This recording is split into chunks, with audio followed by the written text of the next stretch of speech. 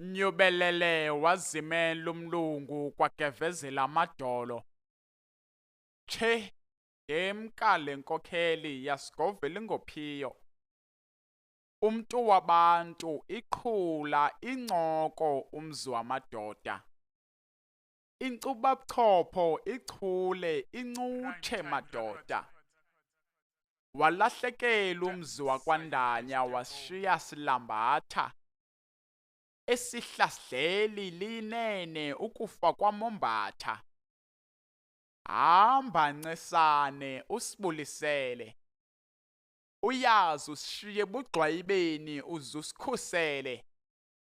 Xa siqhumisa impepho sizibika usimamele. Ngubani ozosinkqonkqela amacango xa usishiya kanje? Umphicothi weketile yena sizithini?